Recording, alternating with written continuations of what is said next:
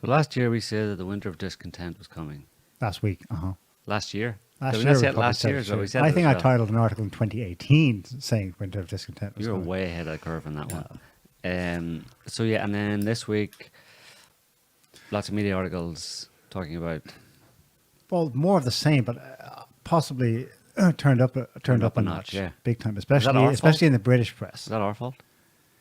Do you think the Telegraph watches the show, that like in the Times, Telegraph, the Yeah. Guardian, they watch the show and then get their read from it? Yeah. What are those two Pretty guys sure, in like, Hawaiian shirts saying? Let's Yeah. tune in there.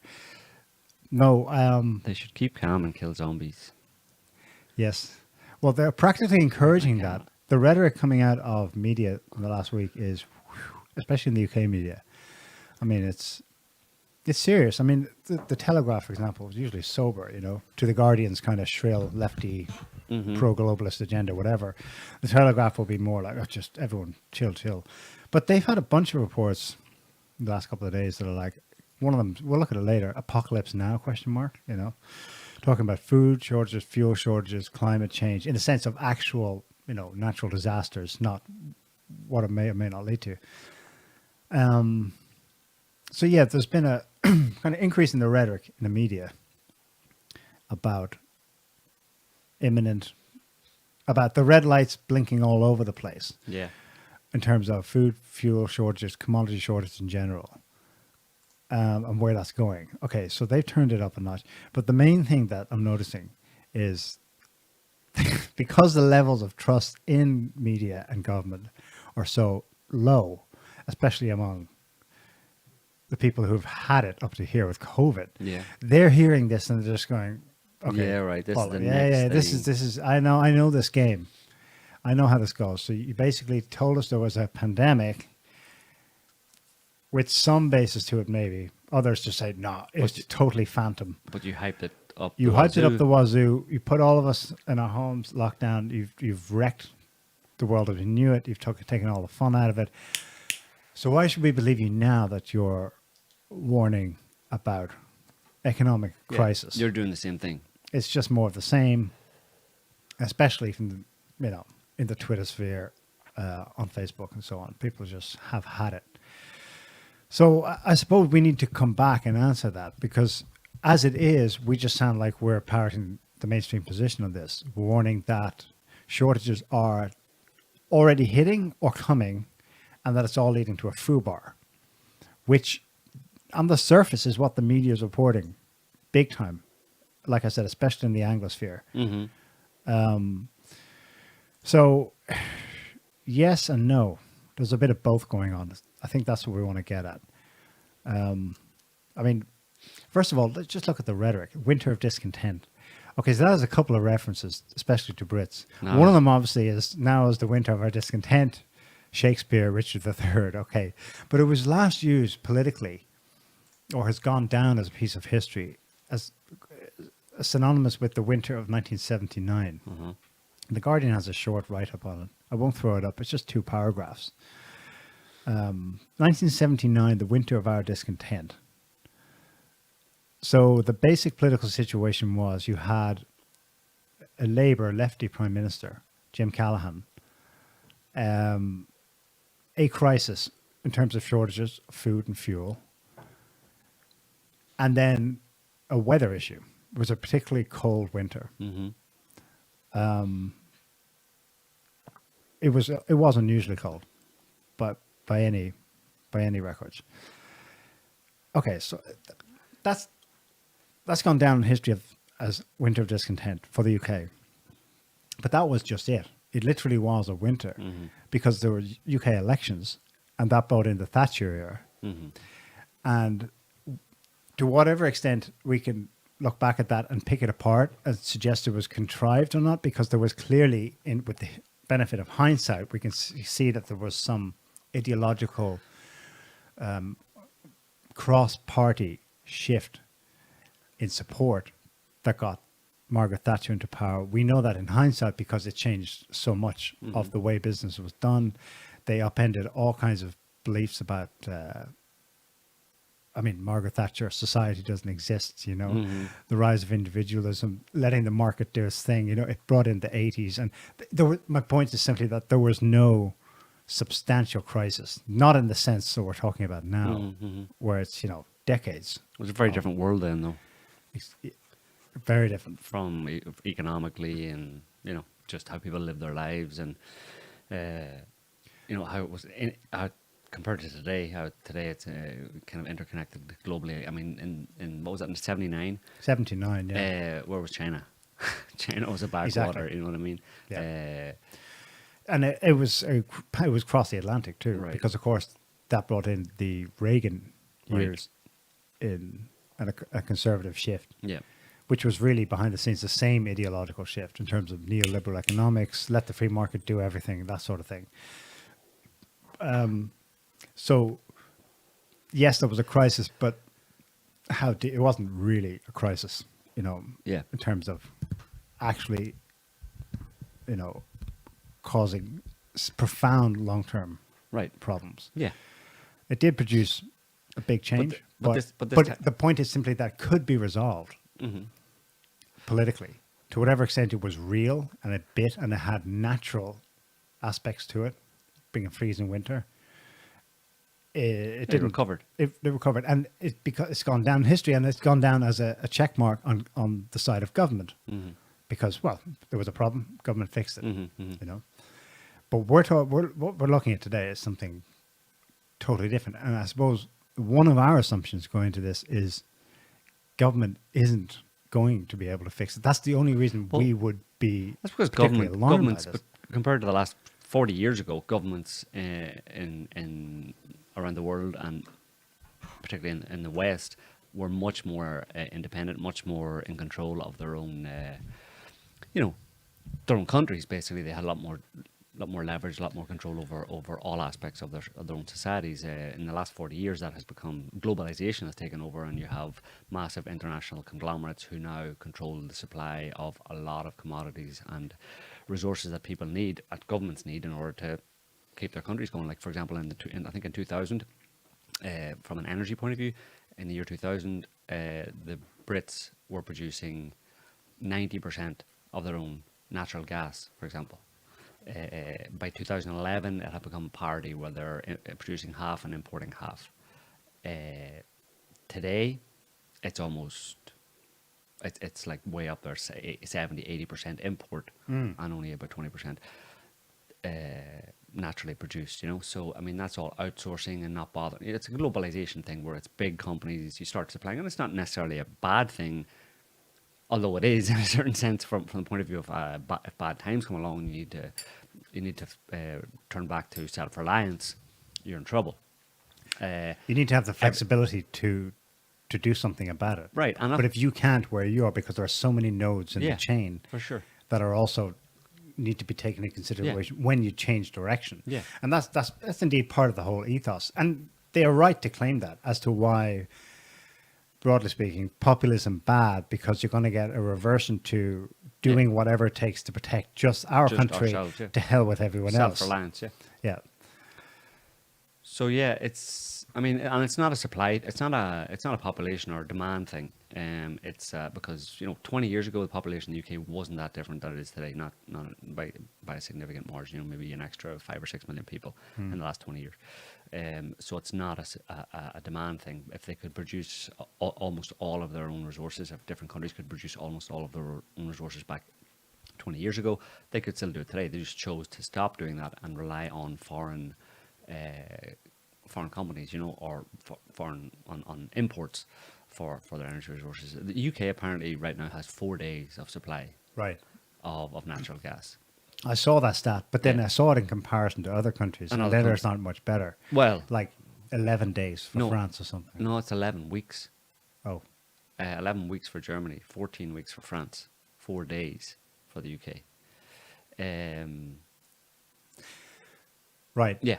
So Now- I mean, that's an example. That's one explanation as to why the Brits. I mean, most of these headlines about a winter of discontent and petrol shortages and food shortages or gas shortages, whatever, are coming out of the UK. There is the same kind of murmurings from the US and other places around the world. if you look at Lebanon, for example, Oh, yeah. they're having a serious energy crisis. There's massive queues. If you want to know what queues at a gas station looks like, look at some images from Lebanon over the past week. Yeah. But so this is a kind of a global thing, as we talked about last week. It's not. There does seem to be a shortage in energy resources globally. The reason for that, I mean, you read about it all, and you see, nearly always see in any explanation of it, lockdowns. COVID, the last 18 months of COVID caused lots of different problems in supply chains and people in different industries just walking away from their jobs. One in particular apparently was is drivers for some Yeah. reason. And it's not just in the UK, of course. In No. the UK, they blame it on Brexit, right? Brexit was like, okay, we're going to sail off into the North Atlantic on our own, and we're cutting our ties with Europe. And to some extent, they did do that, but not to the extent people think, I think. But they did cause themselves so much problems in terms of workforce, particularly delivery drivers, HGV drivers, truck drivers. But you're having similar problems reported in the US as well. And it's the only thing that makes sense in any of it that you can really hold on to is the last 18 months of COVID and the virtual, to some extent, shutdown of the global economy that happened in a way that's very hard to quantify and detail as to where were the shutdowns, what effect did it actually have, is it really having a problem starting up again, were major industries kind of, basically put on hold, and is it hard for them to start again? Of course, we've seen other evidence of during, as a result of the last 18 months, of different products like wood. In particular, we've heard a lot of reports about wood materials being 10 times the price they were before. We've also heard about transport costs. So it's really semiconductors, chips for any device, not just computers. Yeah, when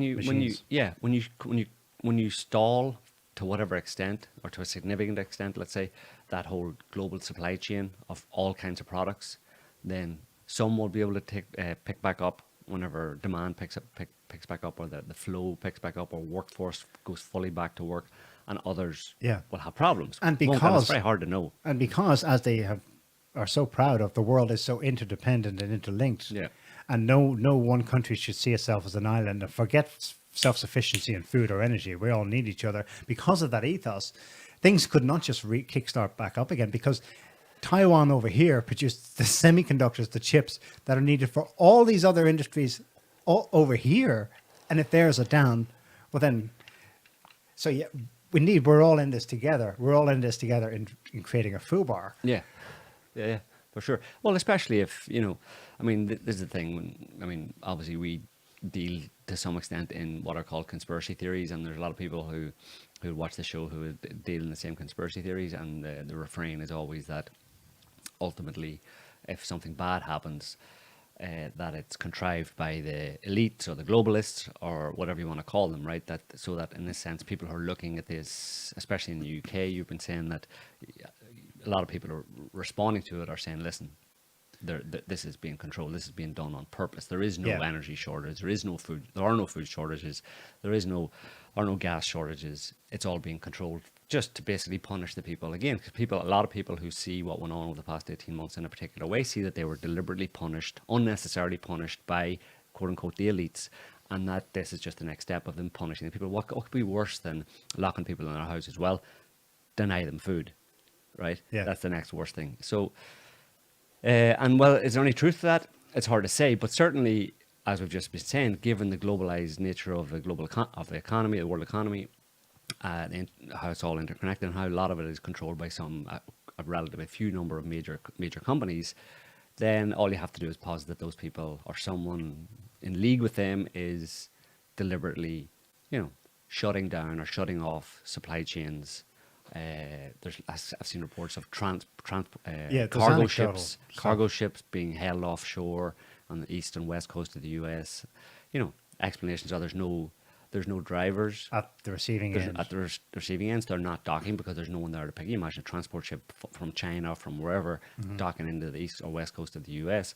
If there's no one to unload it, or if they're having a shortage in labour to unload those, well, they're not going to dock, right? They can't dock because the first ship that went in isn't unloaded, or the first 10 ships that went in aren't unloaded, so that the next 10 can't come in until they get out, right? And the ones that came in aren't going to sail away. So the whole thing can grind to a halt if that is a problem. And that's the one thing that's been consistent throughout that I've heard, particularly in not so much in mainland Europe so much, but certainly in the UK and the US, that there's a shortage of drivers, of delivery drivers, of people and labour force at these unpacking and transport areas where goods are received. In the UK, And they blame COVID. They blame the lockdowns. They blame the last 18 months Yeah. for it. How exactly? Don't know. But that's the explanation. in the UK, the industry associations that would oversee, like the Road Haulage Association, that would oversee drivers, their training, recruitment, etc. They've been writing and publishing letters since June, warning about this. Which definitely does put it in the scope Did they of... blame Brexit? They probably did, because there's a lack of drivers, Right. because we sailed off out of the European Union. But I see, That's part of I it. see counter evidence to that fact, namely that wages have gone up, and people are indeed attracted now to work as drivers there. There's a spat this week. A government minister, obviously the government's getting the flack from this, Gary Grant Shapps in the UK. He's fighting back. He's saying it's not the government's fault. He's saying it's the haulage group's fault for creating a manufactured situation. Specifically, that they're reluctant to let wages go up, and in some way the industry is Yeah. holding back, which makes sense. You can Well, see they the don't. motive there. That's the neoliberal thing. Right. No, why should we do that when Yeah. we know there's a bigger market out there? Let people come in. And the government just today or yesterday folded somewhat and agreed to allow 5,000 temporary visas for people to come and work in the UK, either at short-term haulage transport within the country or at the ports. So at least in the UK's case, it does seem that I'm reluctant. See, I'm so reluctant to join the media in their narrative and blame Brexit. You know, Yeah. do you want to put this one up? Put up a few there so we can get into the details of what they're actually talking about.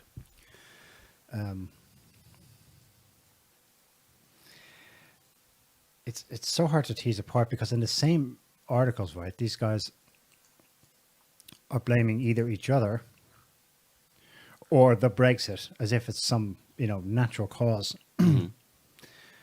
But then at the same time, they mention, oh, by the way, Poland has the same issue. In fact, their shortage is worse than ours. The UK is officially their driver shortage of long-term drivers, truckies, is 100,000. And then in the same article as well, actually Poland's 123,000 short. Let's look at the Sky News one first, Scotty. Yeah. So there's a government minister responding to the flack the government's getting for why there's a lack of drivers in the UK. Okay, scroll down. Oh, well, right off the bat, he said it's a manufactured situation.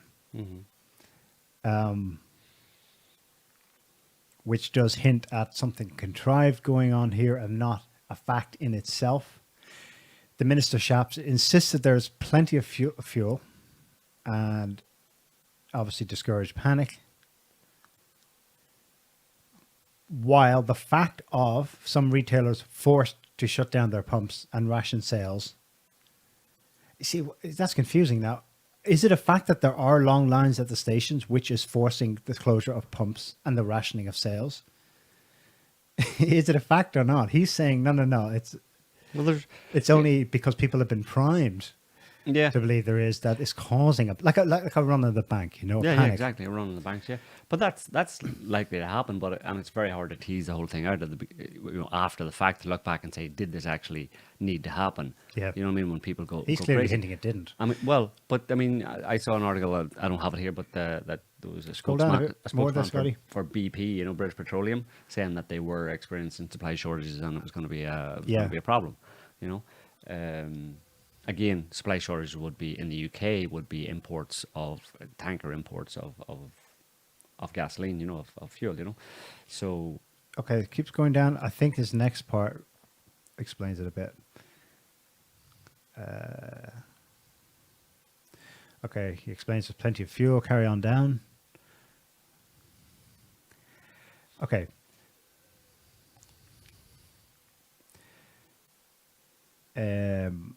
Okay, so he's Secretary of Transport. So he rounded on the haulage trade body, which he said had helped spark the crisis through irresponsible briefings. They're the letters I was talking about earlier to the public, dating back to June, and claimed that the industry is desperate to have more European drivers undercutting British salaries.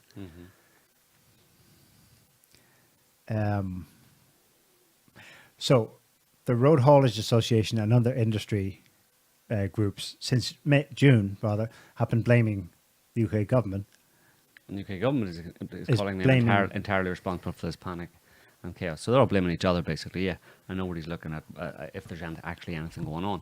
Where's that? Put up that. Let's put up that article about the other the kind of The whole array. the array. Put that Oh, on. this is awesome. I think I sent it to you earlier, Scotty. This is the Telegraph article that begins Apocalypse Now. Look at this. Look at the headline. Jesus Christ. Apocalypse Now. Britain's race against time to fight off multiple Black Swan events. Okay, so Black Swan is not a new concept. It's been talked about really since 2008. What is this supposed to be? It's indefinable, really. But basically, something comes along that shocks the economy. One in a million type. Yeah. But at sometimes you can get a whole bunch of them all together. Okay, and then look at their image. You've got a wildfire. That's obviously not affecting the UK. A flood, sure.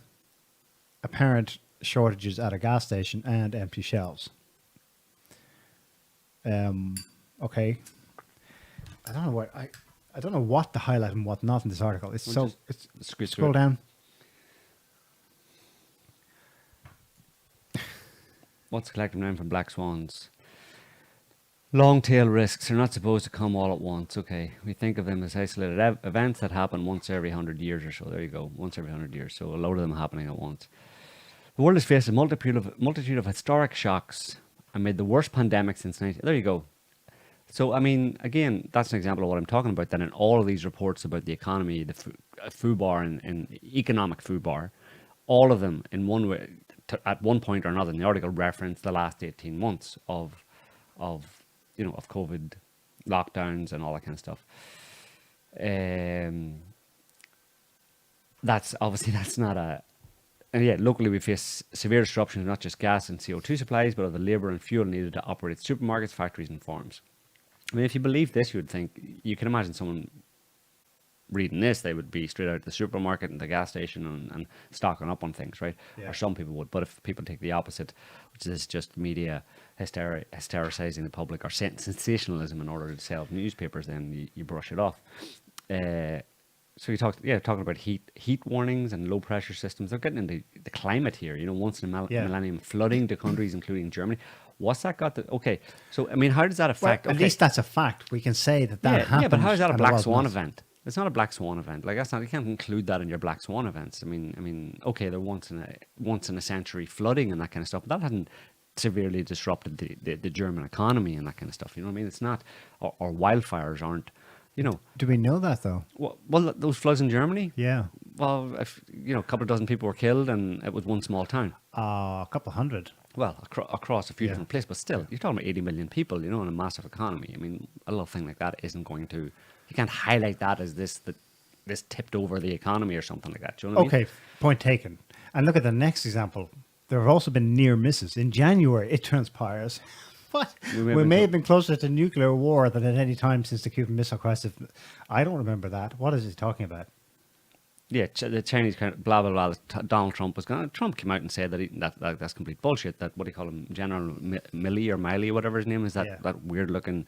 That kind of. He's like, I don't know. He's like the quintessential like kind of closet homosexual. Yeah. Grumpy general. He claimed that Trump was gonna. That he had to stop Trump from launching a nuclear war against China, which is complete and utter horseshit. Okay, you so know? that's not factual. That's So not we true either. just So discount remove that, remove the wildfires, and what are you left with? They're left with their claim that supermarkets are empty and gas stations are running out of fuel. Are they? empty or Or could some of be them in are, a yeah. big, deep way, right? Then they've got a lovely little graphic down there. Major threats facing the UK. There you go. Just look at. There you go. Just everybody print that out and just I don't know, check it off whenever you're reading the news or something to see. Looks like we've got a little splurge there, which is a virus, I suppose. The blue one, pink one, nuclear war, red one, nuclear war. Is that a hand with a hand with money is like economy problems. Little bugs. What's the little bug? There's a little lion there as well, a little blue lion. Don't know what he's doing. Maybe that's lion attacks or something. I don't know. It's it's down there in the animal diseases. Oh, animal diseases. Yeah, that's deadly. Yeah, they're cool. No, but this is interesting though. This comes from a UK government agency. Oh, and CBRN attacks. That's cyber attacks, right? Cyber attacks, high consequence infectious diseases. Exclamation mark is system failures. Pandemicist. So you've got pandemics and high consequence infectious disease outbreaks. Antimicrobial resistance, animal diseases, widespread electricity failures. Jesus, these people that's real doomsaying right there, yeah. Scroll down a little more so we can see more of the key.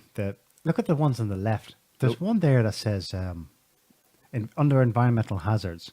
The low temperatures and high temperatures. Severe space weather. Yep. Volcanic eruptions. Poor air quality, earthquakes, heat waves, droughts, low temperatures. Pretty much everything, right? River flooding, coastal flooding, surface water flooding, 3 types of flooding. Environmental disasters overseas, that causes everybody to feel very,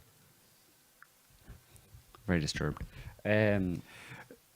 Serious and organized crime. Industrial action. Societal risks. Industrial action, societal risk. Widespread public disorder. Well, I think it's interesting that Is this a government this key, is basically? It's a government. This is what the government uses to write. The Telegraph is getting this directly from the National Risk Register, a UK government agency. So that's the kind of grid or matrix of things they have in mind all the time that they're willing to publish. Right. That's what the government's looking at every day. They have some serious, I bet much more serious things that are tracking trends and whatnot. Mm-hmm. And I'm thinking that they have, we use AI in part, but also the actual monitoring of Scroll down a bit. understanding, interpretation of the data they're getting. Okay, black swan blindness. So how has it come to this? Why are so many black swan events coming at once? And what does it say about the UK's emergency planning? Emergency planning. God, then they bring in some professor, an expert on power and rationality and decision making. Okay. Our brains are not well suited for detecting extreme risks. Yeah, for sure. Some people's aren't anyway. Depends where you're looking for the extreme risks from. Embrace the fact that they're not predictable. Okay. Embrace unpredictability. Yeah. Anyway, yeah, that's kind of interesting. Is there? Let's go to another one. Do we have another one? More basically, more media. Can we call it fear mongering? Here's another one from the Telegraph. These are all the same, published the same day. I think yesterday's Telegraph.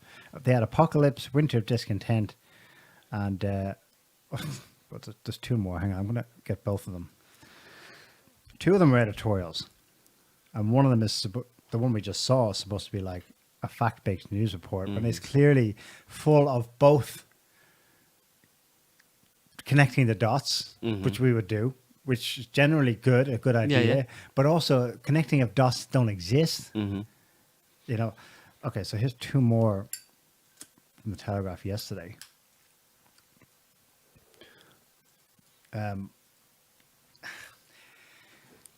You see what I mean? I understand why people are getting the overwhelming impression, okay, the government's telling me to panic. I'm done with panicking. We've had 2 years of this. There you go. Yesterday. The chill winds. Life about to get ugly.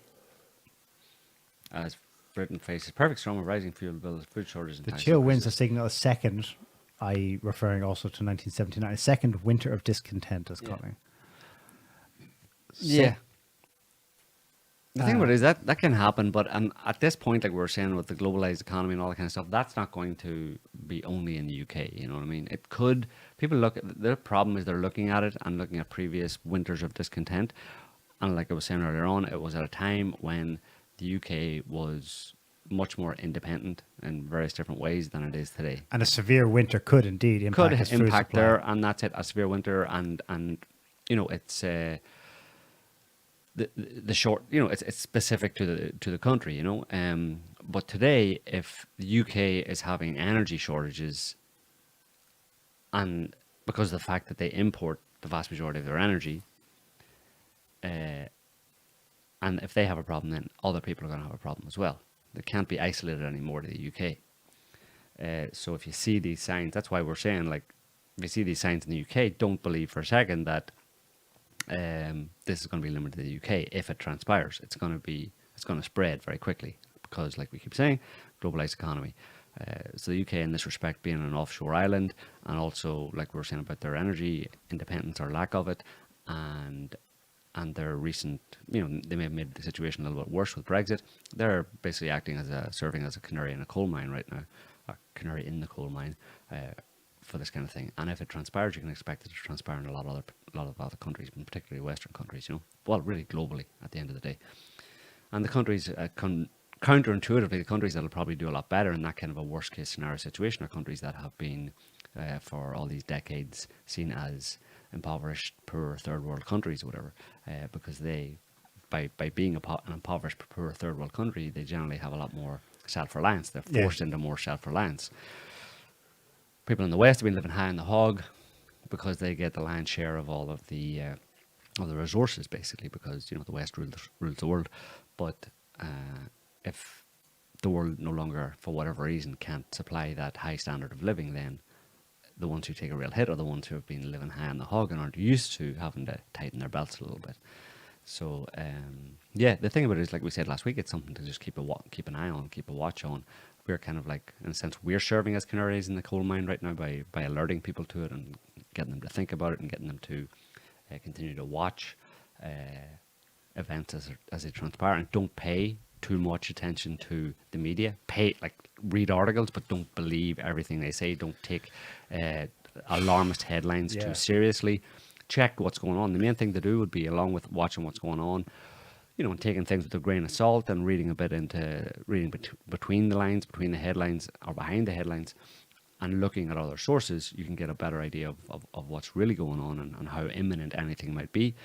And also keeping an eye on your local situation, because at the end of the day, it doesn't really matter what's going on in the rest of the world. When it comes down to it, it's what's happening in your local area. And different areas will, in this kind of a situation of an economic crisis and food shortage, etc., different areas will be hit harder than some areas will be hit harder than others. So when it comes down to it, yeah, keep a check on what's going on in your local area. Keep a check on your local news and your local environment. So yeah, it's just something, like, we're not here to make any long-term predictions, and, you know, more has to happen before we can say with any certainty or anybody can say with any certainty what's actually going to happen. But it definitely is a horrible mix, isn't it? Because it's a horrible mix of hysteria, of which we're seeing so much of in the last 2 years, interesting / accurate reporting, and just propaganda, pure propaganda. I mean, the thing about Trump, we almost averted a nuclear war because it was Trump in power, and Milley had to tell China, it's okay, we're not going to attack you. I mean, that was totally misinterpreted by people in the States, like pro-Trump supporters this week. It was like, oh, Milley was giving away to the enemy what we would or would not do. Yeah. No, it was entirely manufactured. You missed the point of that story. The point of the story was to vilify Trump. Yeah. That was it. Mm-hmm. So it's bizarre. That's why I say it's heady. And yeah, you're dead right. People have to really try and parse things. Take note of a general trend. Okay, so the general trend is clear, especially in Britain. It's like the apocalypse now headlines. Okay, then don't freak out. But then try to think why are they saying what they're saying now? Yeah. Is there some reality to it? Yeah. What conclusion do they want me to draw from perhaps a correct interpretation of reality? Because that's what it comes down to with the whole climate change things. We agree in that they're basically correct, that things can change fast environmentally over large areas of the earth if it's not a total global planetary thing. We just think it happens cyclically. Our conclusion is no, making posters of Greta, school strikes, and paying more tax to the government isn't going to do anything to help it. No.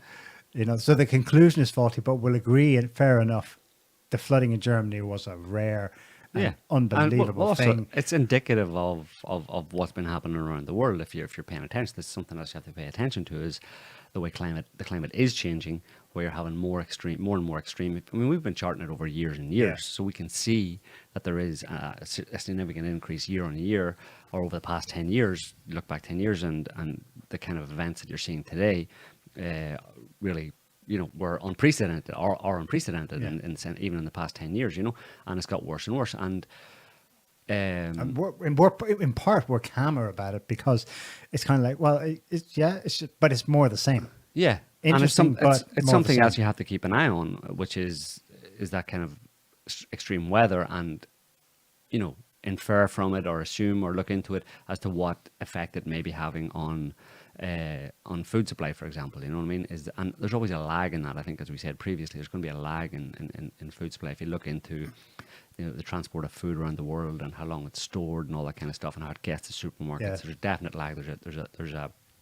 There's a storage of food in the same way as there's storage of energy. There's a storage of food, and that's part of maybe one of the reasons why you have an energy crisis right now, is that a lot of countries are storing up their own supplies.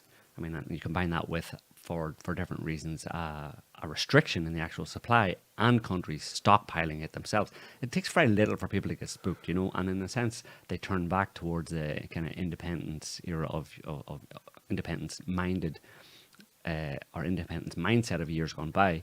They revert to looking after themselves, and they try to stockpile, and in order to offset, but they get the jitters, and they worry about it. And they see especially when you see someone else doing it, you start doing it.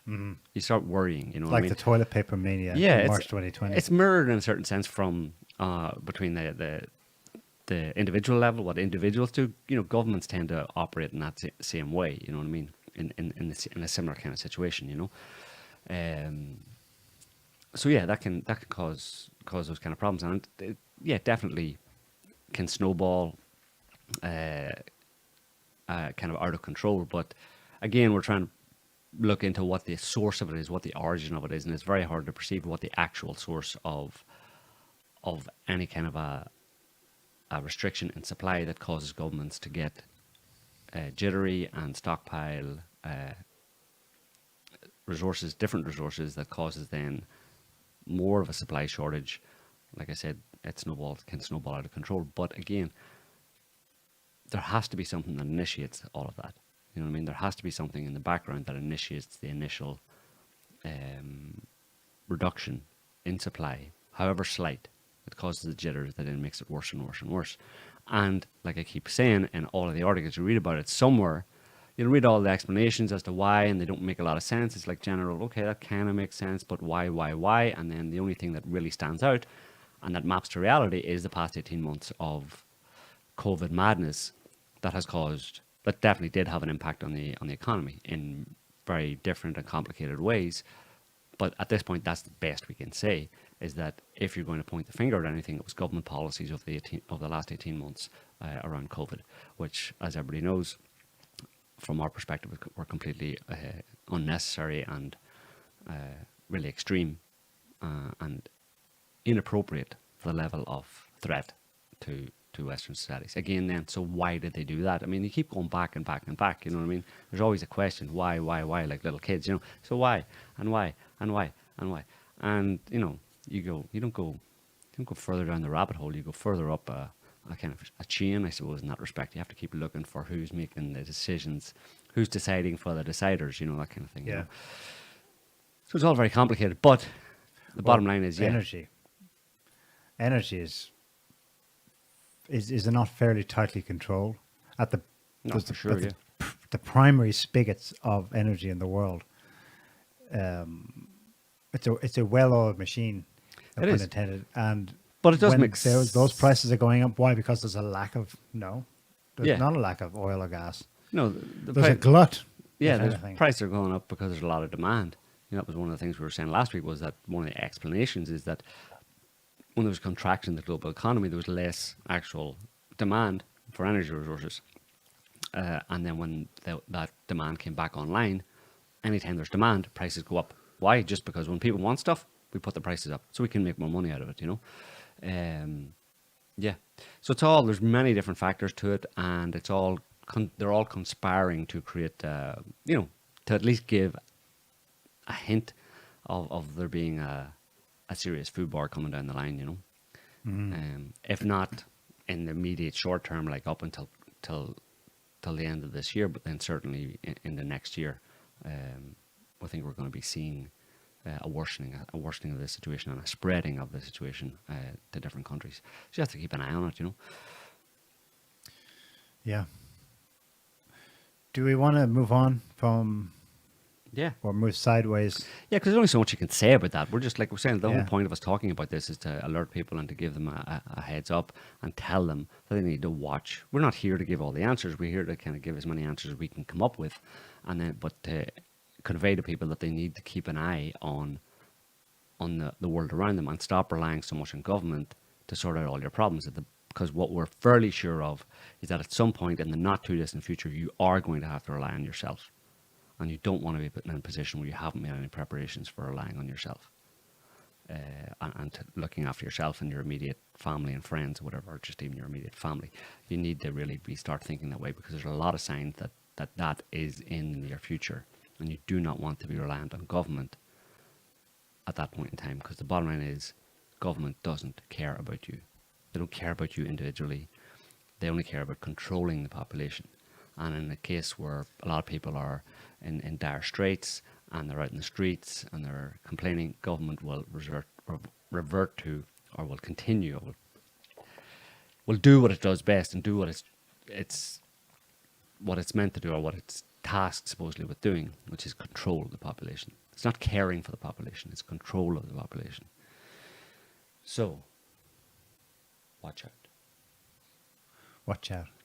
And get physical, because sitting at your computer, solving these problems virtually, I think You have to balance the two. you got to get hands-on to some extent. I mean, well, you can try, like, if you're trying to be trying to think ahead, you can just like click Amazon and buy.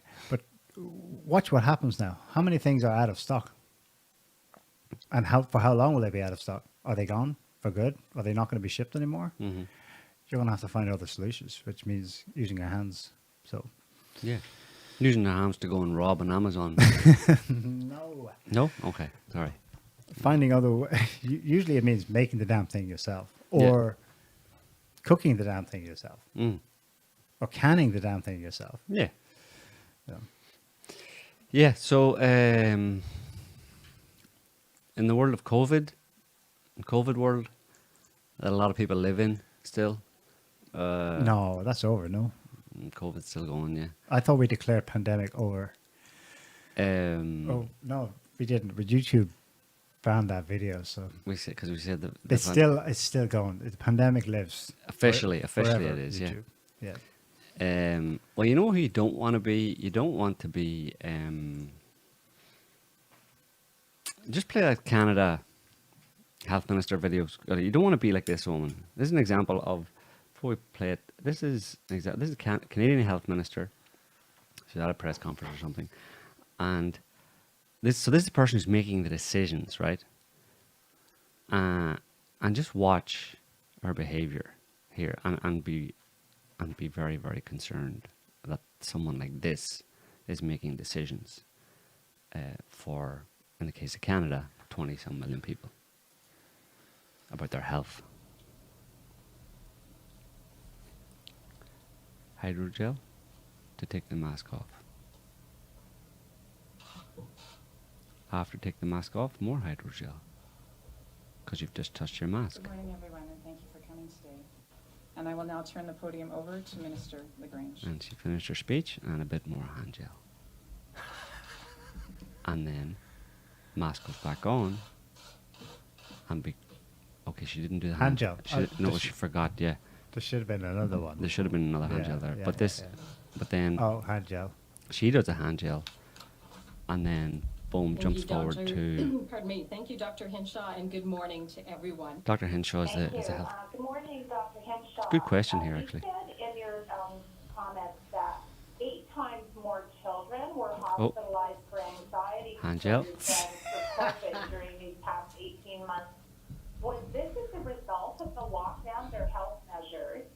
And how does this differ from previous More hand gel, pre-COVID years? 'cause she took her Do you mask have any off. hard numbers on that? Thank you for the question.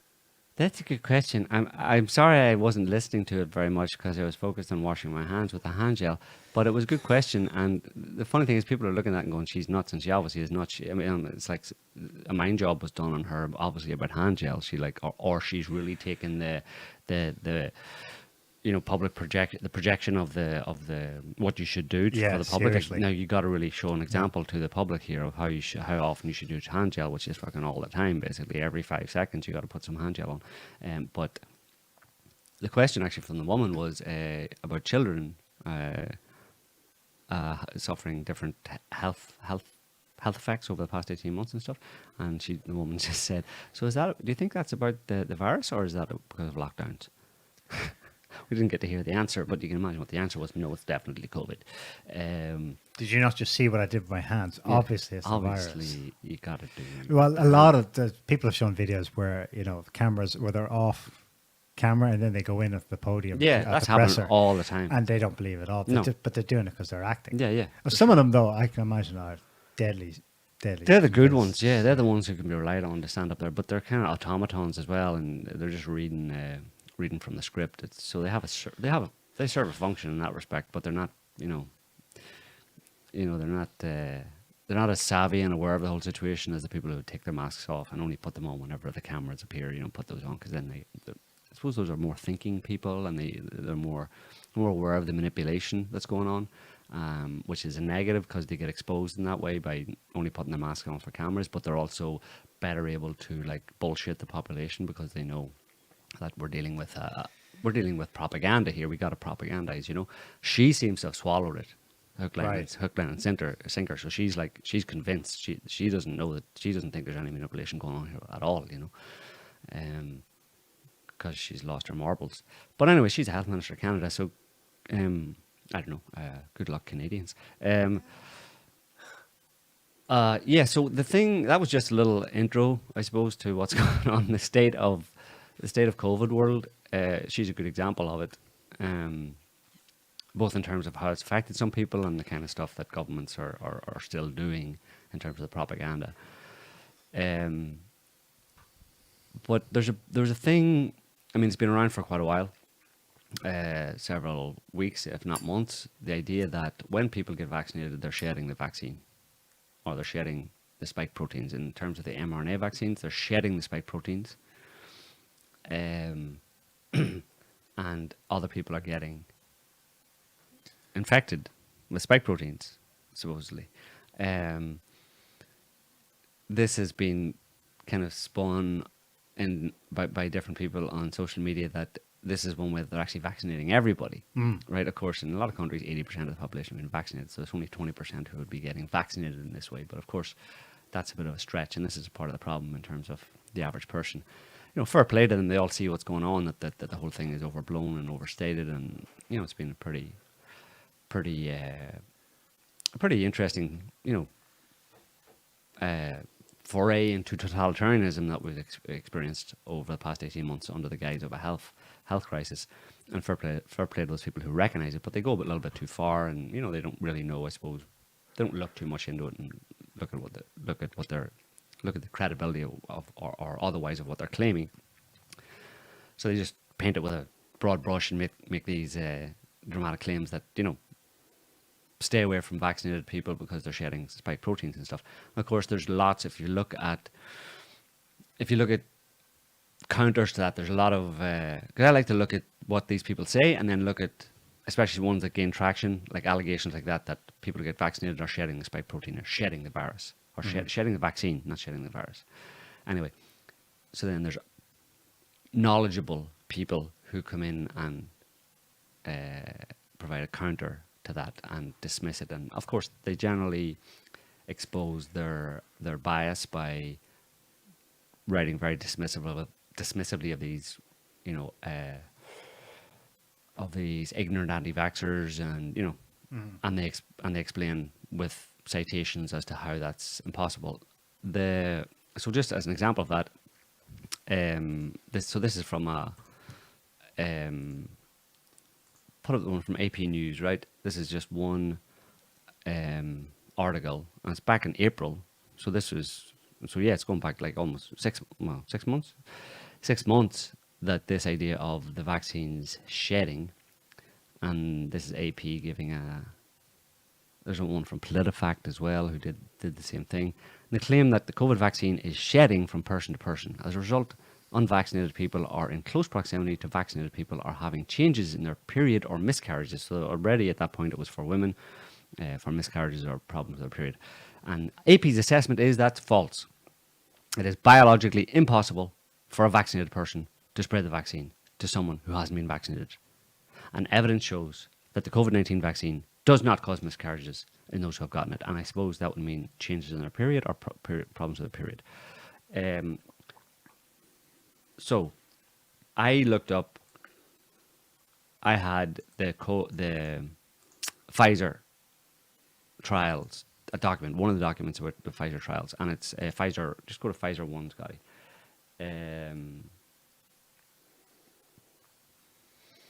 Says a phase 1, 2, 3 placebo-controlled, randomized, observer-blind, blah, blah, blah, for the efficacy, safety, tolerability, immunogenicity, and efficacy of SARS-CoV-2 RNA vaccine candidates against blah, blah, blah. Anyway, so biotech, Pfizer, note study intervention name.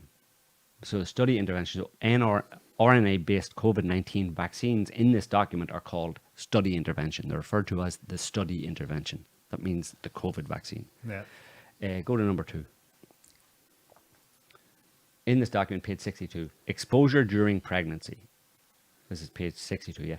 Exposure during pregnancy occurs if a female participant is found to be pregnant while receiving or after discontinuing study intervention. So that means that a female participant who has had the vaccine becomes pregnant. Then you could have, that's exposure. I mean, it's obviously exposure, right? Because you've been injected with it, right? Or a male participant who's receiving or who has discontinued study intervention exposes a female partner prior to or around the time of conception. Now that's kind of like the second one. There's the important one, and the others as well. So a male participant who exposes a female partner prior to or around of conception. So basically what they're saying is someone who's in the study who received the COVID vaccine can cause exposure to a pregnant woman, to his pregnant wife or partner, by having through sex, presumably. Well, no, I don't know. Whatever way. No, actually, a female is found to be pregnant while being exposed or having been exposed to study intervention due to environmental exposure. Below are examples of environmental exposure during pregnancy. A female family member or healthcare provider reports that she is pregnant after having been exposed to the study intervention by inhalation or skin contact.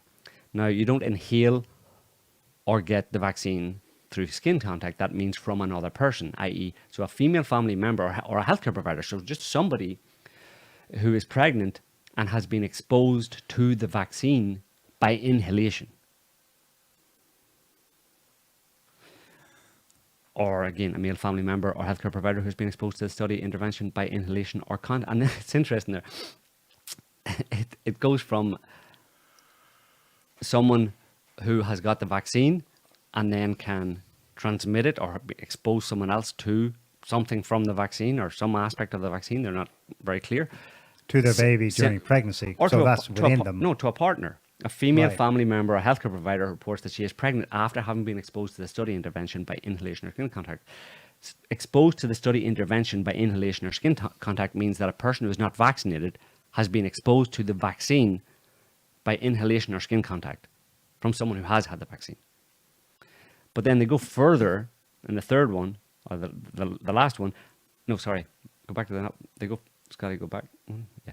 A male family member or healthcare provider who has been exposed to the study intervention, i.e., so that's a male, a person, or healthcare provider, whoever, a person, a male, who was exposed to the vaccine by inhalation, who then exposes his female partner prior to or at the time of conception. So it's basically Scotty's been vaccinated. He gives you, quote unquote, the vaccine. Obviously, that's not what they mean, but you're exposed to something, a product or byproduct of the vaccine. It's not the liquid vaccine. It's No, the virus. he's been injected with Yeah. the vaccine. Yeah. You're around him. Yeah. You're exposed to it according to them. You then can expose me as well. So what the hell is AP talking about? Well, just go to the next one. This is just during breastfeeding. So a female participant is found to be breastfeeding while receiving or after discontinuing the study of intervention. That's a female who's been vaccinated, who's breastfeeding. This is exposure to the child, I suppose. But also a female is found to be breastfeeding while being exposed or having been exposed to study intervention, environmental exposure. So it's not just a female who has had the vaccine can then transmit it to her child, but a female who has been around someone who's been vaccinated then is exposed to it herself and can transmit it to the child. So anyway, the point, just not to be too... But Pfizer is effectively saying everyone has already been vaccinated. Yeah, just go to Pfizer further. So this was in PolitiFact, and this was citing that report, that study report that we just looked at. And let's just read this. This is how their ruling was that the ruling at the bottom is an Instagram post claiming that you can be vaccinated regardless of whether you receive the shot or not. I just missed the last part, but it's false, right? They say it's not true. But and this part above addresses specifically that Pfizer document talking about exposing people, and they say, in short, the passage is described by experts as standard language meant to widely cover any possible exposures and ensure that the clinical trial process is rigorously regulated. Its inclusion in the safety protocol means that investigators are made aware when, for example, a pregnant person has been environmentally exposed to the vaccine. This information enables them to study whether there is any effect. So that they claim it's false that this claim on Instagram or wherever else that people can shed the vaccine. Mm-hmm. But we just looked at Pfizer and they seem to be making it pretty clear that they looked at whether or not it's possible to shed the vaccine, and these people are saying that the claim therefore is false simply because, and their only justification for saying it's false is that Pfizer did it just because they included that because they wanted to see if it would actually happen. Now, that for me is not a slam dunk outright refutation of the claim that the vaccine can be shed. Right. Pfizer was obviously looking at whether or not the vaccine could be shed. Are there any follow-up reports? They had in their document the exposure during pregnancy was directly from that, environmentally infected or environmentally whatever word they used, environmental spread basically of the vaccine from someone who had the vaccine, and they use that language. You know, the language they used is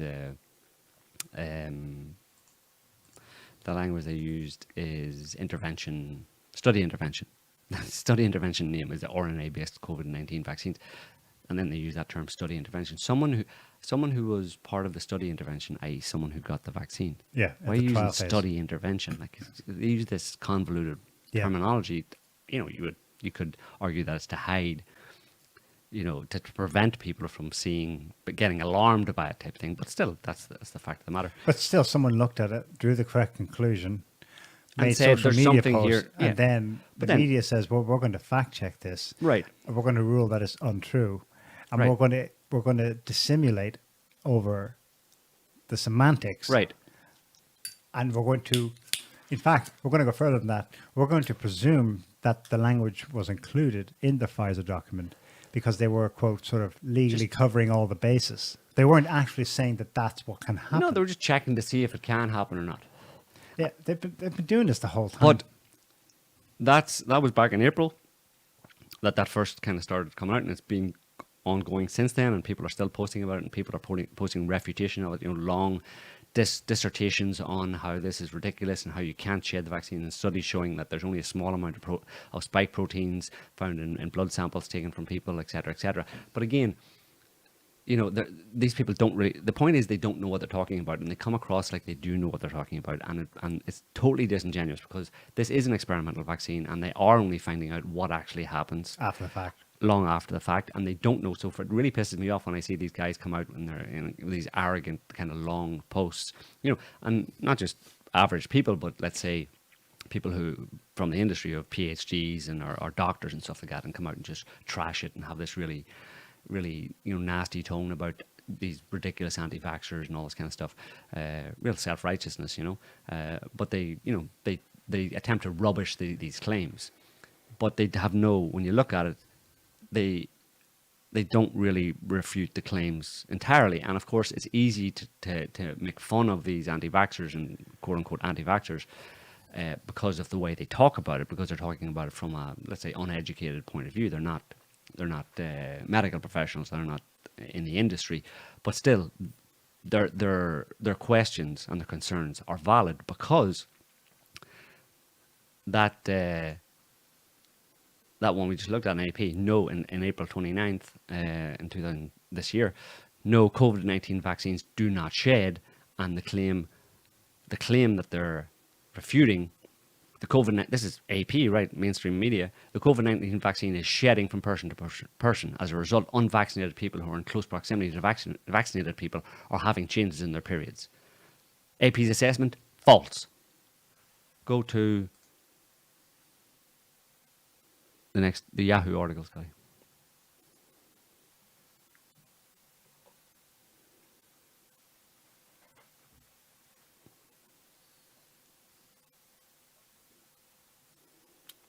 Do I need to read it out? Yeah, you should. COVID-19 vaccines' impact on menstrual cycles needs to be investigated after 30,000 women report changes, says top scientist. Go to the next one, ABC News.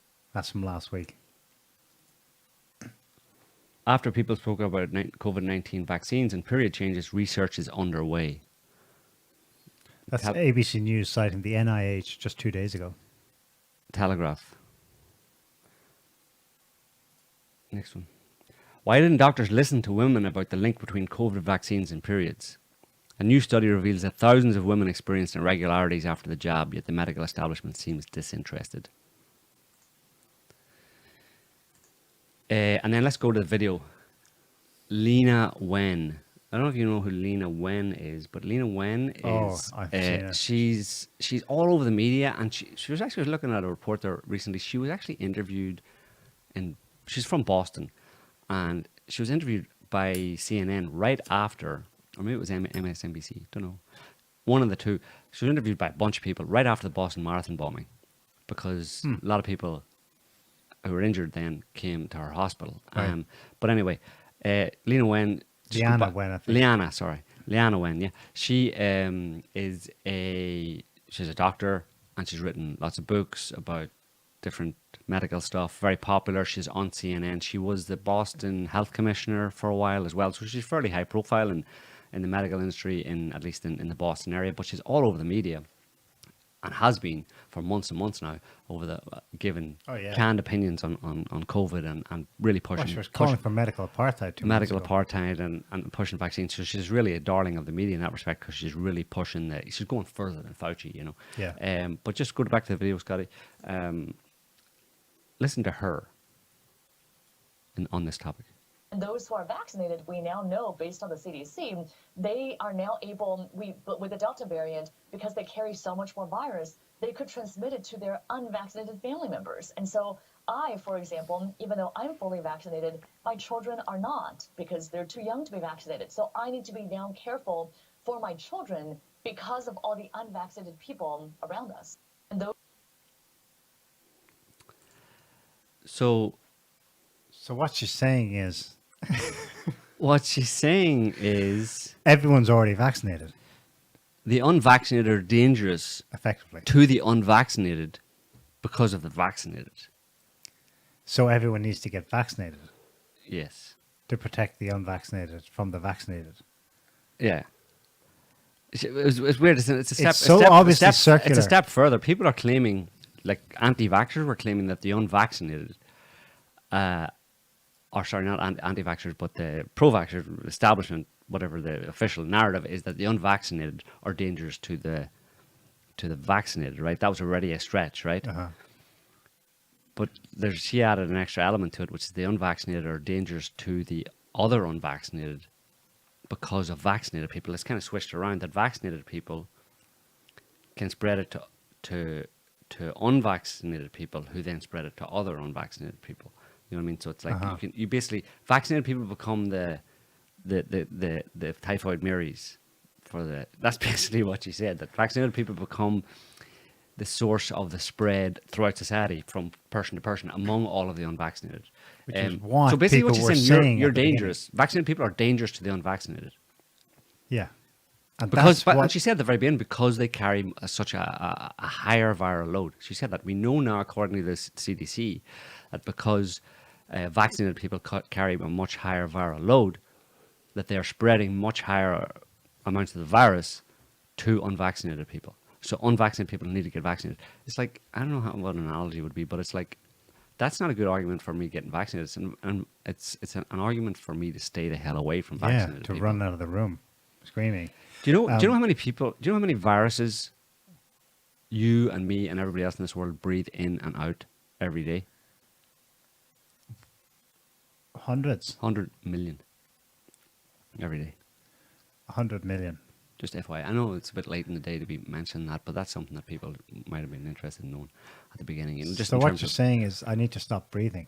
well, yeah, and also, people are breathing it. I mean, that's been the truth. That's been the fact of the matter from the very beginning, is that masks or no masks, whatever. It's you're its breathing. thing. You're breathing out Yeah. viruses. 100 million virus particles of millions, literally millions and millions of different viruses every single day. Thousands and thousands every moment or every day. So I mean, it exposes the whole hysteria around it, and the hysteria around it was all based on ignorance, basically, Yeah. people's complete ignorance of Yeah. viruses, what they are, and how they work, basically.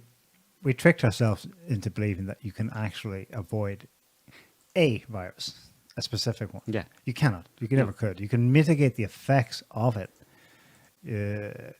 even prophylactically. You don't have to wait until you think you've caught it. Mm-hmm. But it's a scientific impossibility to prevent, especially this kind of virus. But that we were harping on that in the beginning, but off they went down aboard the SS coronavirus, and they're still on that doomed cruise ship. But to get to the specific claim here, given that Pfizer says, and given that at least they are beginning to acknowledge that there are some results, in fact, of the shedding of the spike proteins, and thus the infection and causing ill in the unvaccinated by the vaccinated. Mm-hmm. There's Wait a minute. How many people have been vaccinated? Just with Pfizer? Hundreds of millions? It's a predominant one, yeah. Okay. Let's say it's hundreds of millions. Or let's say specific countries where it was the vaccine. It's dominant in certain Western European countries. In the It's US, dominant yeah. in the US and Israel. Israel's still like, no, the remaining 10% must be vaccinated. Are you kidding me? Given this, surely everyone is swimming in the same virus now at this point.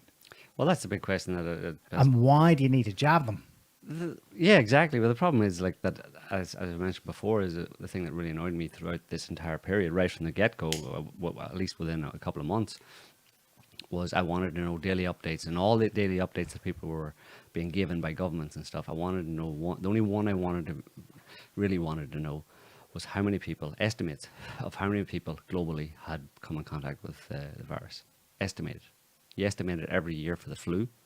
The CDC estimates it, and other countries estimate it every single year, going back decades, for how many people contracted the flu based on your modelling.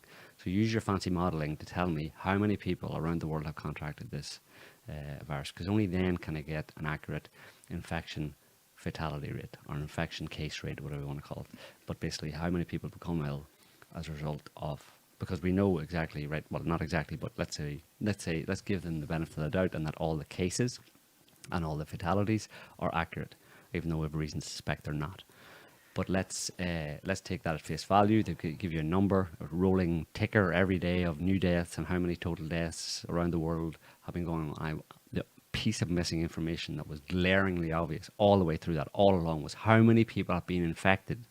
That number of deaths is irrelevant if you don't tell me how many people have been infected, because only then can I know A risk. the risk Calculate a risk. level from it. But they never, ever, ever did that. I mean, some media maybe threw out some numbers or whatever, but it's been very kind of, it's just like, yeah, maybe a bunch of people, maybe 50% of the world's population, I don't know, maybe 50%. Beforehand, it was like they were on point with estimating flu infections around the world and, doing it properly. But this time, no, it was like almost like there was a shutdown on, don't talk about how many people around the world are infected. Because if it's half the world's population, or if it's 70% of the world's population, do the math then on the fatality and come up with. Yeah. Well, in the absence of that, the thing you can hang your hat on is what is going on with overall all-cause excess mortality rates. Are more people dying than before? Yeah. And they weren't. No. There was some variability locally, but it was extremely consistent with patterns going back years and decades. Yeah. So that right there blows it out of the water in the absence of being able to, speculate or guesstimate Yeah. on the real case fatality ratio. Yeah. There's one more that people may not have seen.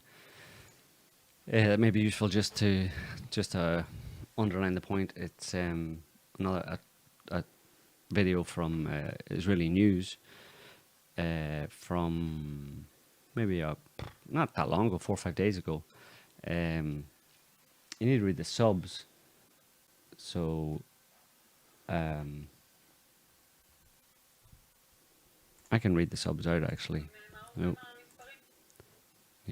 מה אומרים המספרים? אנשי כאן חדשות עושים סדר בנתונים ובמשמעות שלהם. נעברו ואני, אנחנו איתך. כן, שלום דוריה. אז היום נתחיל את הפינה שלנו בהתבוננות על מדד המאומתים החדשים בני 60 ומעלה. וניקח לדוגמה את הנתונים של אתמול. מתוך 279 מאומתים בני יותר מ-60, 250 הם מחוסנים מלא בשתי מנות. 250 cases fully vaccinated, 29 unvaccinated or partially vaccinated. This is how it looks in percentage. 90% of the cases were fully vaccinated and 10% were unvaccinated. General percentage of vaccination in Israel. Unfortunately, it's similar. 94% in Israel are vaccinated. Jesus. Why, unfortunately? It's encouraging that so many people got vaccinated, and we can see that it is being reflected in severe morbidity. But the fact that the portion of vaccinated in the 60-plus population is almost identical to their portion in verified cases is saying that at the age of 60 and above, there's almost no difference between vaccinated or not.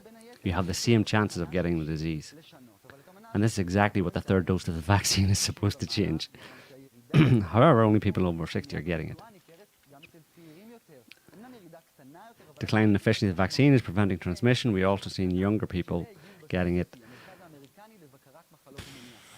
And we'll add the conclusion of the CDC. In their document that was released this week at the New York Times, they wrote that if a person was being infected with Delta, the viral load in vaccinated people is not lower than the one that is present in unvaccinated people. That's basically vaccinated people that got infected can transmit the disease exactly the same as unvaccinated people.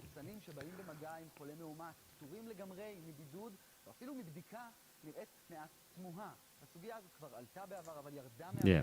כדי לא להוריד את המוטיבציה להתחסן של ישראלים שטרם עשו זאת. אבל מה אומרים המספרים?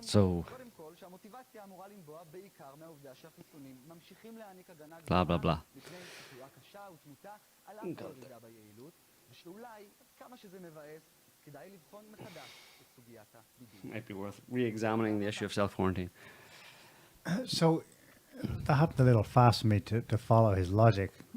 He seemed to say 94% of people are vaccinated. Mm-hmm.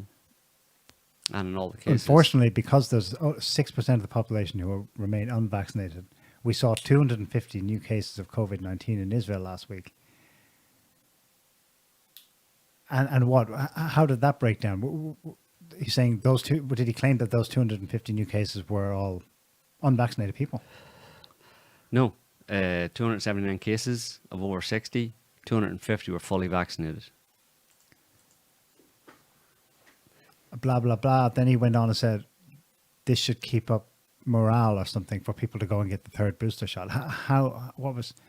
Well, he said at the end there's not much point in getting the vaccine for people over 60 anyway. It's obviously the same for people under 60 as well, because I mean he threw a bone to the pro-vaxxers that it's occurring in younger people and stuff, blah blah blah. But the bottom line is that there's no evidence that there's any kind of a pandemic among younger people or anything like that. Nothing significant.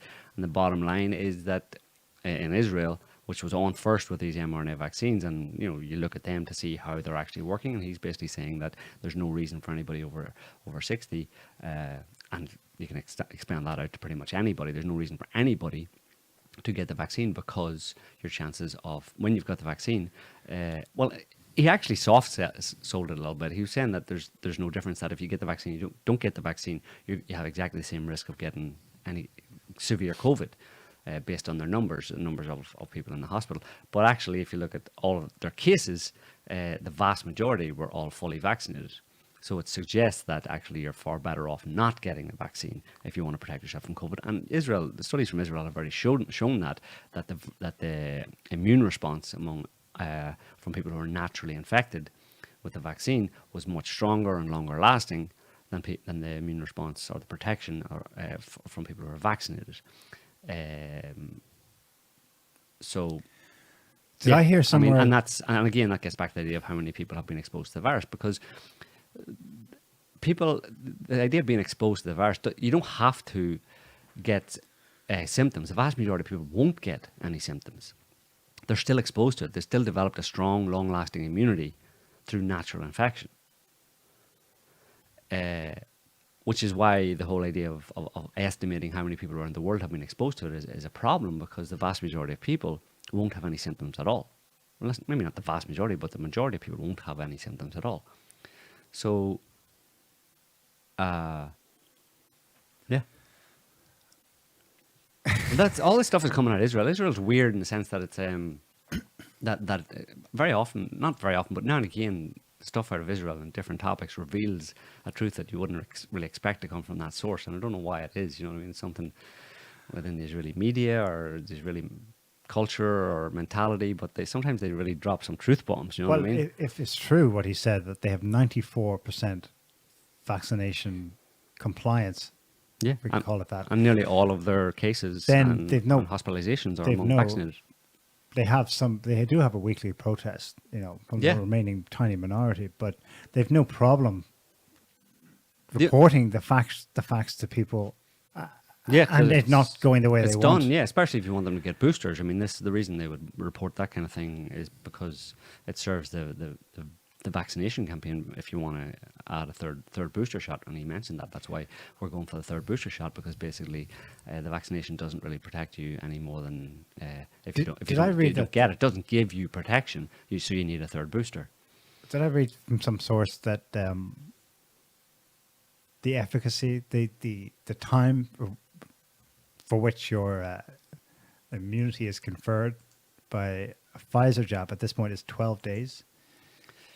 Where was that from? That was from Israel. Yeah, that was after 12 days. It's not just some YouTuber saying that. That's was reported by the media. For sure. Yeah, and again, it's out of Israel, and it showed that the protection waned significantly terms of the immune response, the antibodies, etc., wane significantly after 12 days. So basically, you're back to square one after getting a vaccine, after getting one of these mRNA vaccines. You're back to square one after. It could be that you're back to square one after 12 days, and which is why they're talking about booster shots and why you need them regularly, you know. But again, it's all based on a faulty premise that anybody needed a vaccine against this virus, except maybe the people who, you know, it was particularly tailored to and very poor health. But the idea that anybody needed a vaccine for this virus is just fundamentally false. Again, studies have shown that natural immunity, when people contract or become in contact with are exposed to the virus, they quickly and immediately, normal healthy people quickly and immediately develop a robust, strong, long-lasting immune response to it that is much better than the immune response that's provoked by the vaccine. So why would anybody get the vaccine? Well, it makes a lot of money for pharmaceutical companies, and maybe there's other nefarious reasons why government wants to do it, whatever. But yeah, well, nefarious reasons, just look at the last 18 months and what's happened, and you got all your nefarious reasons right there, you know. But yeah, but there's really important. Go ahead. Bizarre world. It is. Most people don't see this. Like, no, well, it's bizarre that people don't see it. Yeah, for sure. But they're not able to see it. but I mean, they grew up in the 80s, 70s, whatever. They know about. Do they not have any body memory of getting ill in the winter? Getting better with, you know, just some rest, stuff like that. They know what I'm saying. They know that they can get over something and be stronger for it. Yeah, but they were And told they won't that get that sickness again. But they were told that this was a deadly disease that would kill anybody. I mean, I have to remember a friend of my mother's, you know, who voiced the sentiment of everybody their age, kind of elderly, in perfect health, but still, as a result of a few weeks of government programming, was, if we get this, we're goners. You know, how did she get that message? Well, you have to go back and you have to try and remember, go back to mid-March, April last year, and put yourself back in that fear and loathing that was going around. And where did it come from? Well, it came from government, it came from the media. Was it appropriate? Absolutely not. And we've explained maybe before on previous shows why that actually happened. It was almost undoubtedly, I mean, I think the jury is in, the objective jury is in on where this virus came from. It was manufactured in a lab, most likely Fort Detrick in the US, in around midsummer or middle of the year 2019, and it was then dropped in one way or another on China. The Chinese didn't know what was going on, thought it was a bioweapon because they looked at it and saw immediately that it was definitely manufactured in a lab. We didn't do it. Someone brought this here, probably America. Is this like one of our worst fears being realized, that America was going to launch a biological weapon attack on China? Because, I mean, look at the way they're talking about China, have been talking about China. They're talking about war with China, threatening China. It was a reasonable response initially when they saw that it was manufactured in a lab to activate their biowarfare protocols. That freaked everybody in the West out, except the people who knew where it came from, and everybody did the same thing. Yeah. And it was like mass hysteria took hold, and the media and government fueled it. And quickly, though, they all realized, in particular the Chinese, quickly realized that it was really not much of a threat at all. It wasn't a big deal, and China kind of calmed everything down. But in the West, they kept it going, and they took it as a free gift. Governments took it as a free gift in order to exert their influence and their control over the population, because that's, like I keep saying, is what the government mandate, the fundamental government mandate, is to control the population, not care for the population, control the population. And this was a perfect opportunity dropped in their lap to institute those kind of extreme strictures and controls of the population. Yeah, they've lightened them up, but something remains. The psychological effect on the entire populations around the world remains to this day. And that's why they won't give it up. They'll keep talking about it, because it's a tool to continue to control the population, and governments enjoy controlling the population. That is their job, ultimately. It justifies their positions and justifies their salaries and their positions of power and influence that they exploit all the time. But, well, there's two actually things. I don't know, there's one thing that was just a little, I thought it was interesting. I'm just going to throw it out there as a little. How can there be a but to that monologue? I don't know. But governments are nice sometimes. No. No. But there's hope. No, there's not hope. Maybe there is hope. Of course, there's always hope. Go to that BBC. There's a little event there just today, actually. Amtrak train derailed in Montana, killing 3 and injuring dozens. Big deal. Train goes off the line. But go down to the just second paragraph. Several carriages from the Amtrak Empire Builder passenger train. Do you know what that means, Neil? The Empire Builders are going off the rails. Has derailed. No, just throw it out there. I thought it was interesting. Near the town of Joplin, which was where that massive tornado hit several years ago. Right. Let's go back to the... just to tell you what's going on to distract you. Go back to the Twitter I just sent you a minute ago. To distract you, what's going on to distract you, distract the vast majority of people from what's really important, is well elucidated and enunciated by this interview with this Mr. Nobody. He should be somebody, but he's nobody. He's actually the shadow prime minister. He's the opposition leader in the UK, Keir Starmer. And he was asked in a really important interview, a really important question. Just play it there. Is it transphobic to say only women have a cervix? Well, it is something that shouldn't be said. It is not right. But Andrew, I don't think that... But should not have said that. Can you explain to people watching why she should not have said that? Well, Andrew, I don't think that we can just go through various things that people have said. Rosie Duffield, I spoke to Rosie earlier this week and told her that the conference was a safe place for her to come, and it is a safe place for her to come. It's a safe place. He's a hapless, but it's Andrew Marr who tried to trip him. Yeah, but the point about it is that is, you know, that's a debate that's going on. Right. While all the stuff that we're talking about is going on in the background to some extent, or in the foreground, the way where we're looking at it and seeing it and trying to bring some truth to it. A lot of people are being distracted by questions like that. Is it wrong to say that only women have cervixes? And he thinks, as the leader of the opposition in the UK, thinks that it absolutely should not have been said. Because people who are not women also have cervixes. Clown world. Apparently. Anyway, so do we have any interesting questions there in case? Because we got in trouble for not answering some pertinent questions, or we did. People were complaining that we weren't answering their questions, and no, not a thing. No, I can see. They give up because they know we don't answer questions. We do answer questions.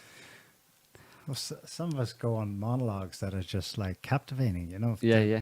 They can't even ask the questions. Yeah, they're transfixed. Yeah, so I think that's as much as we want to do today.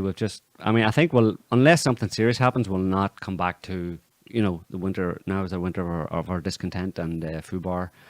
No food in the supermarkets, no gas, riots in the streets, bun fights at the OK. Unless it is actually we have a question. Winter.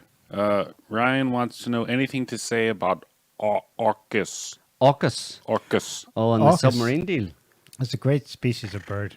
Yeah, AUKUS. Isn't it? The rare AUKUS. I think it's a dodo. It's it's extinct. Yeah, Empire Builders.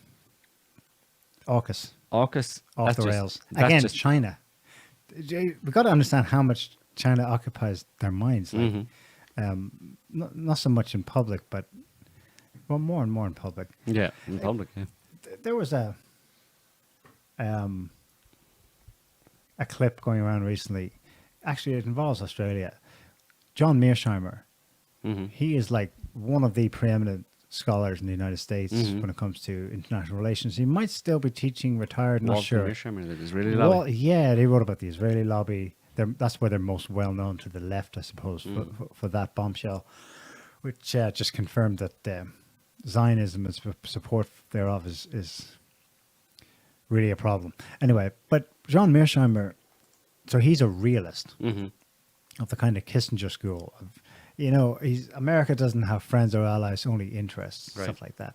When he gets up in front of an Australian think tank audience recently, someone posted it online, and he begins, you know, in a calm, rational way, but he ends up practically shouting at the crowd that if Australia goes the way of, in any way, supporting or being allied with or doing trade with China that we don't like, we will drop pain and misery on your heads like you've never seen before. This is like their sober academic. Yeah.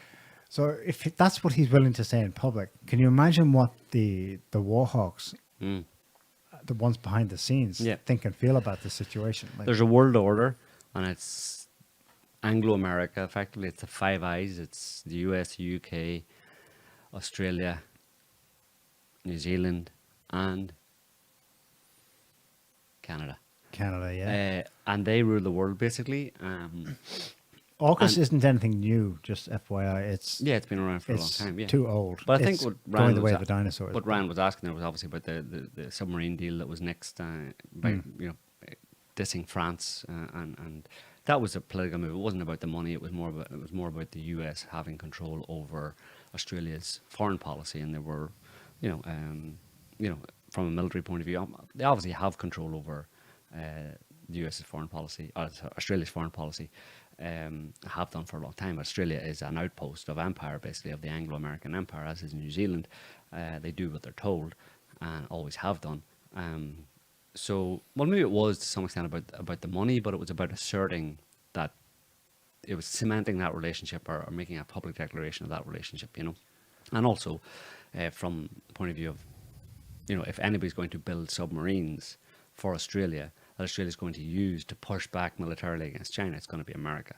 And they're going to have control over those submarines, and they're going to be on board those submarines. This isn't going to be a French gig, But yeah, it reflects the general kind of warmongering and saber-rattling against China, which again is also a distraction. You know what I mean? I mean, like we mentioned about Trump being accused of going to threatening that nuke China. It's nonsense. You know what I mean? None of that's going to happen.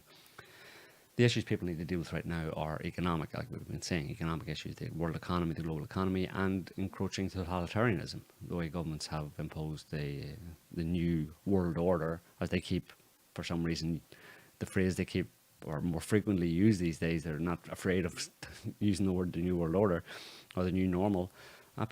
That's what people need to focus on, not about any impending nuclear war. There's not going to be any nuclear war or any kind of hot war between China and anybody else in the world, or Russia and anybody else in the world. You can take that to the bank. It's not happening. Yeah. For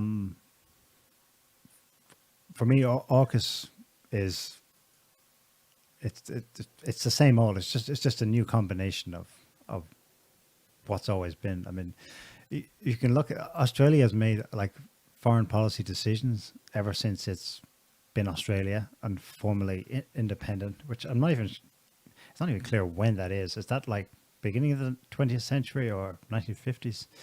Whatever. It will always do what either Britain or America wants. I think in the end it comes down to they've got their queen. They've got the queen and their money. Exactly. That's just Canada. And there's allegiance. There's kind of racial allegiance as well. They would throw France out over anything, either the fatherland for them, Britain, or the United States wants. In a heartbeat, no problem. That's why they were Afghanistan, no problem. We'll go right in. Yeah. You look back at their war choices over Iraq War, Syria, Afghanistan. Yeah. Tells you all you need to know, really. Anyway, I think we'll leave it there for this week, folks. We hope you enjoyed the show. Smash all the buttons and like, and thanks for commenting, and keep calm and kill zombies. Until next time. See you later. See you next week. Bye, everyone. Kill zombies. Can't stop the signal now.